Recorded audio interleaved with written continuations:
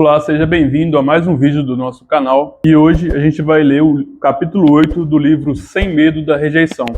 Lembrando que eu deixei aqui embaixo um link para você estar comprando esse livro na Amazon e estar acompanhando a leitura com a gente. Falando não. Depois de semanas repletas de experimentos de rejeição, tornou-se uma rotina divertida levantar todos os dias em busca de novas maneiras de ser rejeitado. Ainda havia certo medo, mas eu estava aprendendo muito sobre psicologia, negociação e persuasão. E o desafio de vivenciar e testar constantemente meu conhecimento crescente, para então compartilhá-los com leitores. Ainda era muito empolgante. Pelos padrões de Jiro Ono, eu estava pronto para começar a servir sushi de ova aos fregueses. Ainda assim, me peguei imaginando se estava perto de algum tipo de ápice, se o ritmo do meu aprendizado poderia diminuir porque tinha aprendido tudo o que tinha para aprender sobre a rejeição. Isso poderia até ser verdade, não fosse uma mini-crise que estava se formando em minha vida. Ainda recebia muitos e-mails e comentários de leitores e seguidores através das redes sociais. E fazer uma triagem desse material tinha se tornado uma ocupação de tempo integral. Realmente me sentia honrado por tantas pessoas quererem compartilhar comigo suas histórias, ou me fazer perguntas sobre as minhas experiências. Apreciava o fato delas se exporem e realmente gostava da interação e do aprendizado resultantes do fato de ajudar outras pessoas. Mas, por ter me tornado tão pública, minha luta contra a rejeição e ter me transformado em um ferrenho defensor da ideia de que não se deve ter medo de pedir as coisas, também virara alvo de vários pedidos. As pessoas começaram a me pedir sessões de treinamentos, emprego e oferecer parceria em negócios. Alguns dos pedidos eram bem estranhos. Alguém pediu que eu divulgasse seu produto, e outro que eu passasse um fim de semana com ele em sua casa. Muitos desses pedidos começavam com: Gia, já que você me ensinou a não ter medo da rejeição, aqui vai minha própria versão da terapia de rejeição. Você insira a pergunta. No início eu dizia sim, a tudo que parecia factível. Mas, com o passar do tempo, atender esses pedidos começou a dominar a minha vida. Tinha cada vez menos tempo para meu blog, minha família e para mim mesmo. A própria quantidade de pedidos começou a pesar, e me sentia menos entusiasmado nas respostas que dava. Com tantas pessoas querendo tanto de mim, às vezes eu dizia sim, mas não fazia um bom trabalho cumprindo o prometido. Isso também me chateava. Por fim, percebi que tinha que começar a dizer não, só para recuperar o equilíbrio da minha vida.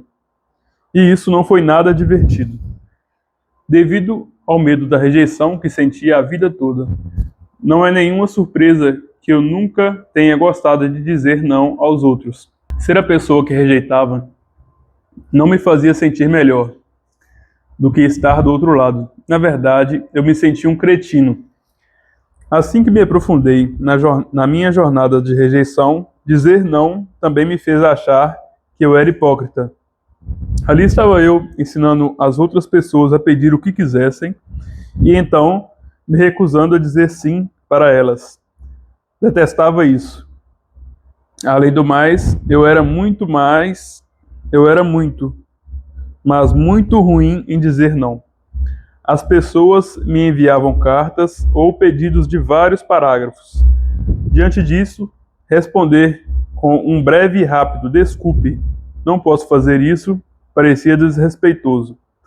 Mas era impossível gastar o meu tempo e esforços que elas haviam investido para o mesmo tempo e esforço que elas haviam investido para formular esses pedidos. Simplesmente não sabia o que fazer. Maus hábitos se instalam logo. Comecei a adiar o momento em que escreveria as respostas, dizendo a mim mesmo que lidaria com elas depois. Às vezes me esquecia por completo, mas na minha mente sempre restava aquela sensação incômoda de que devia algo a alguém, e muitas vezes não conseguia dormir por causa disso.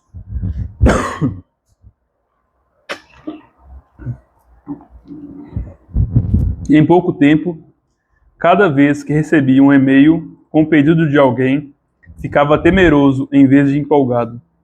Certo dia fui visitar uma amiga na faculdade. Fazia 10 anos que nós não nos víamos e estávamos muito contentes em nos reencontrar.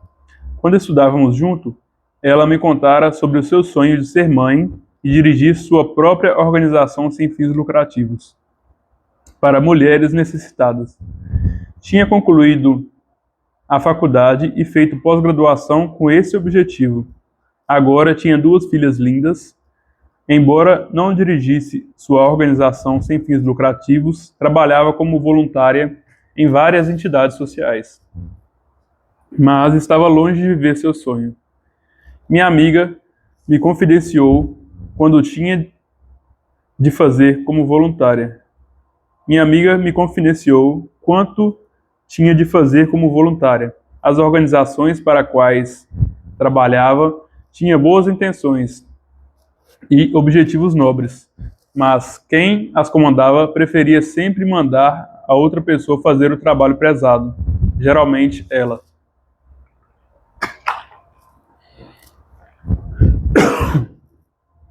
Quando perguntava se ela poderia trabalhar mais horas do que o combinado, ela não sabia como recusar.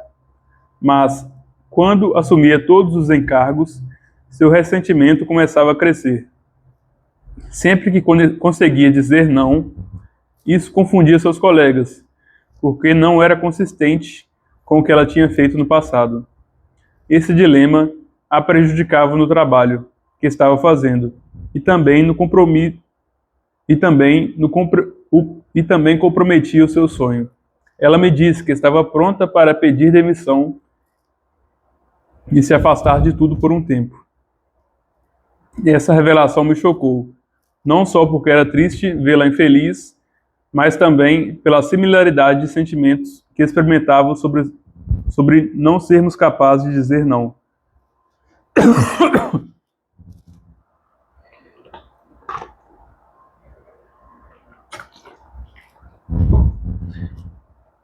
Sobre não sermos capazes de dizer não aos pedidos bem-intencionados dos outros. Percebi que se resolvesse minha relutância em rejeitar as pessoas, poderia terminar desistindo também. Poderia até mesmo sabotar sem querer o trabalho que estava fazendo, porque na raiz do problema estava a mesma questão com a qual me debatia o tempo todo: o medo da rejeição. Não tinha medo de dizer não, tinha medo da reação das pessoas, principalmente de seu desapontamento e sua raiva. Em outros termos, tinha medo de que elas me rejeitassem por causa da minha rejeição. Então comecei a assistir aos meus vídeos, examinando o modo como todas as pessoas que eu tinha abordado haviam me rejeitado. Logo descobri que nem todas as rejeições tinham ocorrido da mesma maneira. Havia pessoas boas e más. Algumas pessoas tinham me rejeitado de modo rude e indiferente, mas outras tinham dito não com tanta delicadeza e bondade que haviam me levado a gostar delas, mesmo apesar do não. Esses bons rejeitadores tinham algo a ensinar, e assisti aqueles vídeos diversas vezes, até ter absorvido por completo suas lições. 100 dias de rejeição. Fazer uma permuta com o personal trainer. Um dos vídeos que mais estudei foi o experimento de rejeição que fiz com um personal trainer, chamado Jordan. Antigamente, antes da introdução da moeda, o escambo era um dos sistemas mais usados para a troca de bens e serviços. No mundo atual, dominado por cartões de crédito e transações digitais, me perguntei se a permuta ainda funcionaria, mesmo que em casos isolados. Então, eu fiz um experimento com base nisso.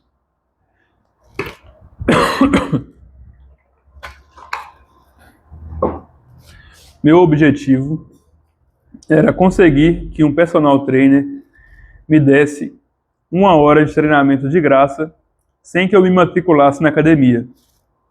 Em troca, eu me prontificava a lhe ensinar durante 1 hora tudo o que sabia a respeito de empreendedorismo e de como manter um blog.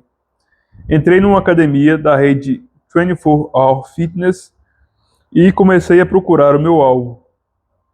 Foi quando vi Jordan, um rapaz alto, jovem e com bíceps salientes.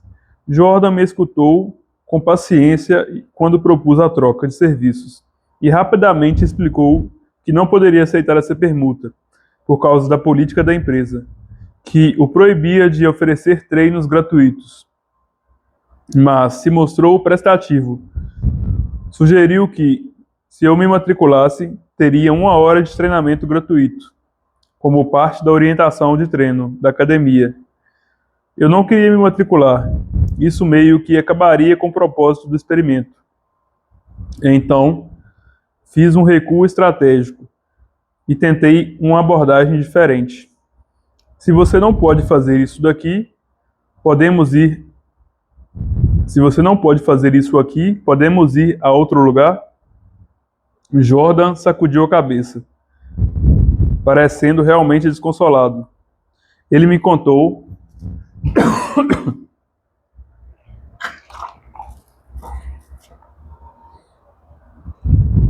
que havia assinado uma cláusula de não concorrência e que com certeza seria demitido se ministrasse treinos por conta própria em outro lugar que não na academia.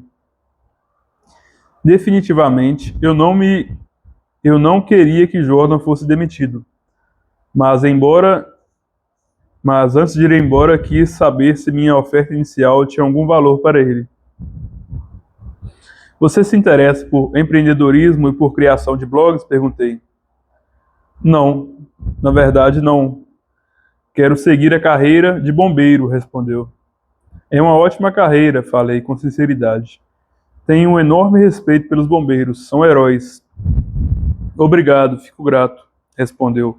Então, ele fez algo totalmente inesperado. Tenho o cartão de uma amiga que é dona da própria academia, disse. Sei que eles têm instrutores, então você pode aparecer por lá. Eles não assinaram contrato com nenhuma rede e são empresa privada. Talvez possam fazer isso. Ele encontrou o cartão de visitas da amiga e me deu. Liguei para o escritório, liguei para o número do cartão e logo recebi uma oferta para treinar de graça. A generosidade de Jordan não foi o que me surpreendeu. O que me surpreendeu foi o modo como ele me rejeitou. Foi o modo como ele rejeitou meu pedido inicial. Ele não foi desdenhoso, apesar de não estar interessado no meu pedido. Ele me escutou e mostrou que me levava a sério, ao me dar os reais motivos pelos quais estava dizendo não. Senti-me valorizado ao ver como ele usou a sua habilidade de resolver problemas e fez o que podia para me ajudar a conseguir o que eu queria. O não de Jordan parece quase um sim de verdade. Na verdade, Jordan havia feito uma rejeição perfeita. Paciência e respeito.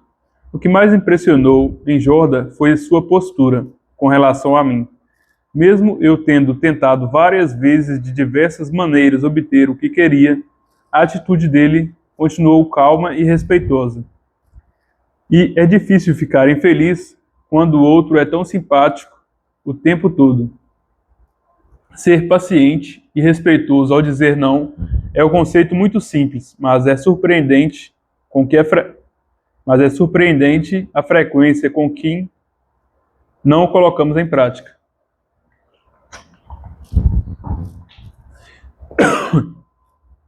Veja, por exemplo, a história de Kelly Blazek, uma executiva na área de comunicação e marketing.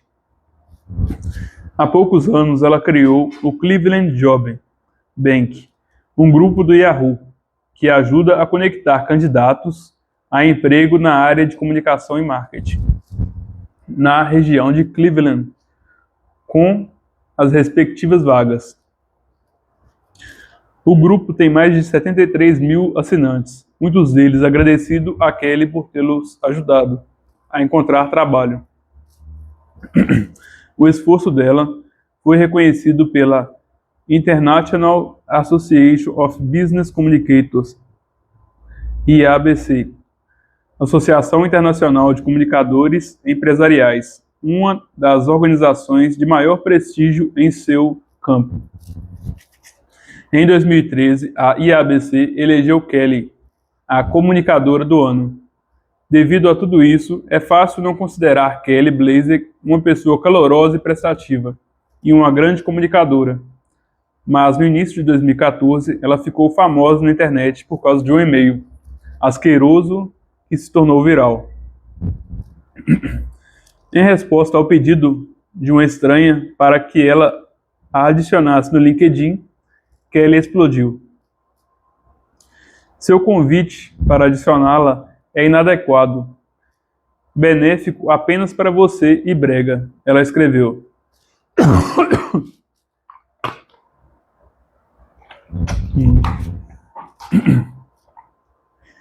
Uau!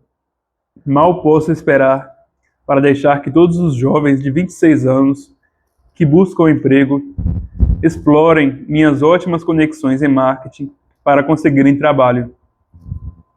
E isso foi apenas a introdução. Adoro essa atitude dessa geração, de achar que pode conseguir tudo facilmente, ela continuou. Você devia me agradecer por receber sua lição de humildade do ano. Nunca mais procure profissionais seniores supondo que a lista de contato cuidadosamente elaborada por eles esteja disponível para você, só porque você quer criar sua rede de contatos. Nunca mais me escreva de novo. Quem recebeu esse e-mail de rejeição de Kelly foi Diana, que procurava trabalho e planejava se mudar para Cleveland. Ela pensava em entrar no grupo Yahoo de Blazek. Obviamente, Diana não ficou nada contente com a resposta. Ela publicou no Twitter e no Reddit, onde milhares de pessoas a leram. Kelly foi criticada por sua arrogância e grosseria, e muitos chegaram a dizer que sua mensagem era cyberbullying. Outras mensagens desse tipo que ela havia mandado começaram a aparecer, como esta a alguém que não tinha indicado em que área você trabalhava. Você acha que leio mentes? Prometi a mim mesmo recusar qualquer pessoa que me obrigue a adivinhar o que faz. Parabéns, você é uma delas. E mais esta, enviada em resposta a alguém que reclamava do tom dela. Já que o meu tom desagrada tanto, acho que você ficaria mais satisfeito com outro banco de empregos da cidade. Uma dica, não existe outro. Tenha um ótimo dia. Enfrentando muitas críticas, Kelly teve de pedir desculpas publicamente a Diana e cancelar todas suas contas nas redes sociais. E ela também devolveu o troféu de comunicadora do ano para a IABC. Não dava para não comparar o que tinha acontecido com a Kelly com o que tinha acontecido comigo e Jack. Em meu momento Donuts olímpico. Amplificada pelo poder das redes sociais, a grosseira rejeição custou a Kelly sua reputação e destruiu a boa vontade que ela vinha construído anos com seu trabalho voluntário. Por outro lado, a bondade de Jack em relação ao meu pedido tinha tido um efeito contrário, levando o mundo todo a ver como ela tinha sido incrível. Claro, a diferença entre uma boa e uma má intenção nem sempre é tão drástica. Às vezes, a diferença entre as duas pessoas está apenas no sorriso. Em determinado ponto da minha jornada de rejeição, Entrei em uma livraria e perguntei a 2 atendentes se podia pegar um livro emprestado, em vez de comprá-lo. Os 2 disseram não, e explicaram o motivo óbvio. Mas um deles se explicou com a expressão rabugenta e aborrecida, acrescentando: não sei o que mais posso dizer a você. O outro recusou com um sorriso. Da próxima vez que precisar fazer uma pergunta em uma loja, certamente vou atrás de alguém com um sorriso no rosto. Mostrar paciência e respeito pode amenizar o golpe de uma rejeição, e às vezes até mesmo conquistar o respeito e a compreensão do outro. Já uma atitude irritada pode provocar o oposto, inflige danos desnecessários ao outro e, de vez em quando, expõe você a uma vingança irracional, como no caso de Kelly. Moral da história: se você precisa rejeitar alguém, faça isso com delicadeza. Seja direto. Além da boa educação, outra coisa que me impressionou em Jordan foi a franqueza. Quando perguntei se tinha interesse em blogs, ele declarou abertamente que não. Ele não fingiu um falso interesse. Por isso, respeitei sua rejeição e também o respeitei como pessoa. Já eu nem sempre seguia essa abordagem. Muitas vezes, quando tinha que dizer não a alguém, eu adiava o máximo possível. Depois tentava encontrar a maneira menos dolorosa de apresentar minha rejeição. Esta postura costuma ser contraproducente. Muita gente tem a tendência de rejeitar Muita gente tem a tendência a rejeitar de maneira indireta e a enfeitar a rejeição. Geralmente, essas rejeições são apresentadas de 2 maneiras: com uma grande encenação ou com sims, mas. Nas grandes encenações, os rejeitadores passam um longo tempo explicando o motivo de sua rejeição, antes de apresentar a recusa. E empresas são notoriamente boas nisso. Em julho de 2014, a Microsoft demitiu 12.500 funcionários de sua divisão de telefones celulares Nokia.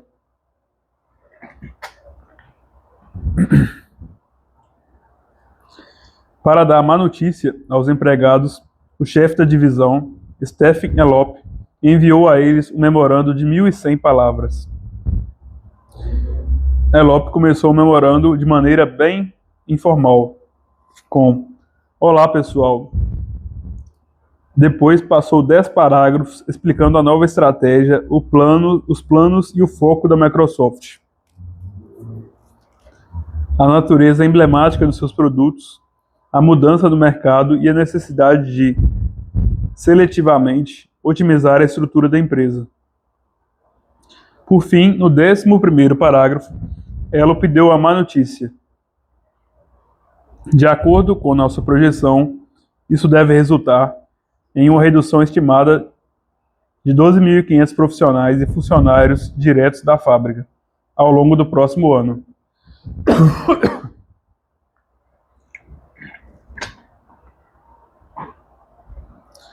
Essas foram decisões difíceis para a equipe e planejamos apoiar os membros que vão nos deixar com um pacote de compensações pelo desligamento.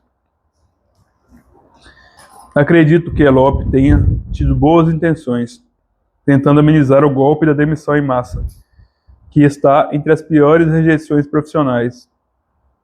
Mas, por mais bem-sucedido que Elop fosse, como executivo, ele teve medo de apressar uma rejeição direta. Então, resolveu conscientemente usar a lógica e a razão para fazer esse comunicado, talvez esperando que os funcionários estivessem tão convencidos quando chegasse a má notícia que o golpe não doeria tanto. Se o objetivo de Elop era usar o memorando para amenizar o impacto da demissão em massa, não funcionou. Os empregados demitidos não se emocionaram com o texto que ele escreveu. Ao contrário, centenas fizeram protestos bem feios. Demissões em massas acontecem o tempo todo, mas a postura de Elope causou um pesadelo para o setor de recursos pessoais. A mídia tornou público o memorando, escrevendo matérias com manchetes. Microsoft demite milhares com péssimo memorando. E como não cortar 12.500 empregos? Uma lição de Steven Elope, da Microsoft. A segunda forma de rejeição é indireta. É ainda mais frustrante. Sim, mas é o que acontece quando quem te rejeita reconhece verbalmente o pedido feito, ou mesmo valida e então usa a palavra mas ou infelizmente para apresentar a rejeição. Quem nunca ligou para o serviço de atendimento ao cliente e então escutou algo do tipo: sim, entendo que você esteja frustrado com essas taxas extras e que queira excluí-las. Nós valorizamos o seu trabalho e tentaremos fornecer o melhor serviço possível. Infelizmente, não podemos atender o seu pedido nesse momento.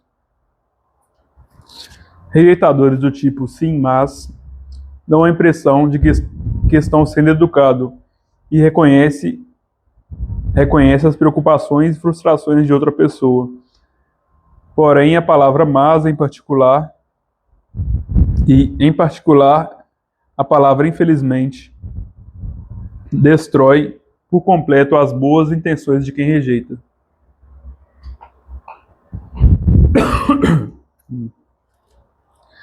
A Apple considera a palavra infelizmente tão prejudicial no serviço ao cliente que os funcionários das lojas Apple, famosas por seu foco no cliente, estão proibidos de usá-la enquanto atendem alguém. Em seu livro Conversation Transformation, o consultor organizacional Ben E. Benjamin, esse é o nome verdadeiro, discute os perigos do sim mas. Segundo ele, essa tática não apenas envia mensagens dúbias, como também torna difícil para o cérebro do rejeitado processar a ideia e pode produzir uma resposta defensiva. Por fim, quando um rejeitador inicia uma frase sim, é verdade que, sim, entendo que, sim, eu sei que, o rejeitado já sente o mas ou o infelizmente se aproximando. Então, ignora tudo o que o rejeitador está dizendo e dolorosamente antecipa a rejeição iminente, já pensando na resposta que dará. Quando tiver que rejeitar alguém, dê a má notícia de forma rápida e direta. Você pode acrescentar os motivos depois, se a pessoa quiser escutá-los. Ninguém gosta de ser rejeitado, mas as pessoas odeiam ainda mais as grandes encenações e os sim mas. Essas posturas não diminuem a força do golpe, e na verdade costumam surtir o efeito exatamente contrário. Ofereça alternativas. 100 dias de rejeição, falar no sistema de alto-falante dá custo.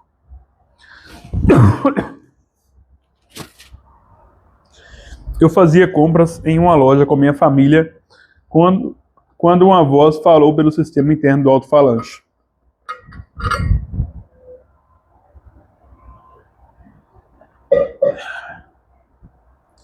Atenção, prezados clientes.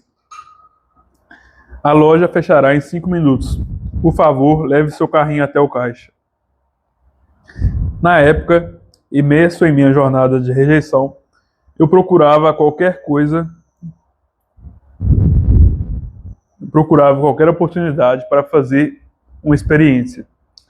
Soube na mesma hora o que queria tentar seguir. Na próxima vez que fui em uma loja, disse à funcionária que gostaria de usar o sistema de alto-falante para fazer um anúncio. Ela imediatamente me encaminhou ao gerente, um homem de meia idade chamado Robert. Quando eu lhe disse o que queria, basicamente ele me deixou Basicamente, que ele me deixasse usar o alto-falante para elogiar a loja por seu fabuloso atendimento.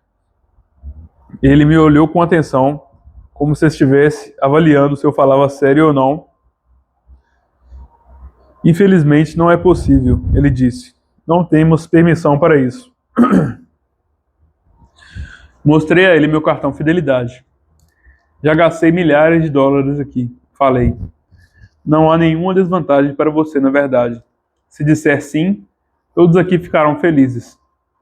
Foi um discurso pouco dramático, confesso, mas era o momento de dar o meu melhor.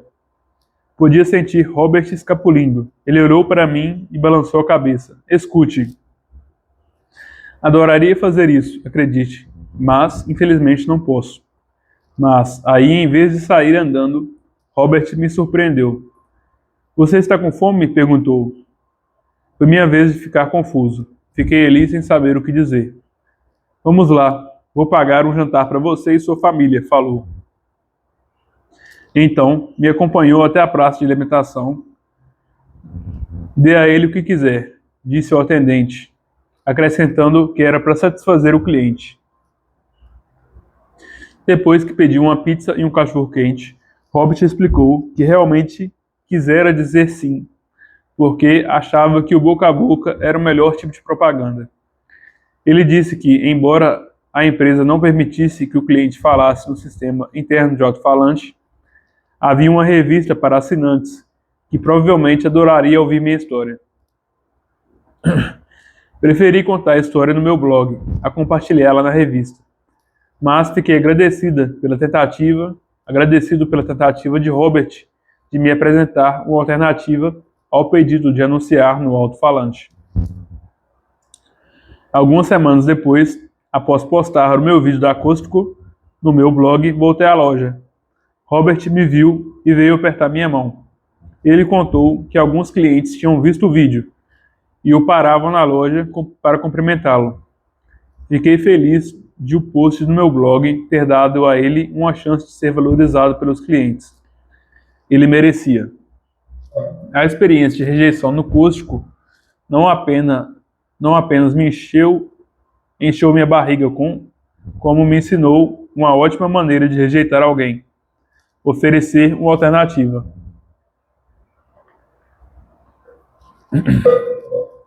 Robert poderia ter dito apenas não.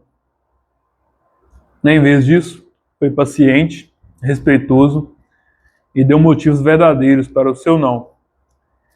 Percebam que ele realmente me deu um sim, mas com a palavra infelizmente logo depois.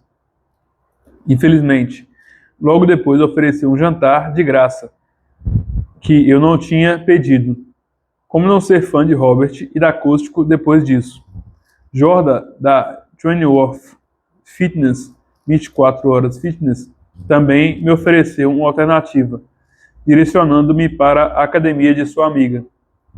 Da mesma forma que fez o homem de cabelos brancos, que não queria uma roseira em seu jardim, ao me encaminhar para alguém que terminou adorando a oferta. Esses exemplos têm mais uma coisa em comum, algo muito importante. Em cada caso, a pessoa que me rejeitou deixou claro que estava rejeitando o meu pedido e não rejeitando como pessoa. Quando se é rejeitado, pode ser difícil separar as duas coisas. Na verdade, um dos motivos das pessoas detestarem tanto a rejeição é não conseguirem fazer essa distinção. Não conseguem separar o ato da rejeição de quem elas são como pessoa. É preciso prática e consciência para separar as duas coisas, não levar para o lado pessoal.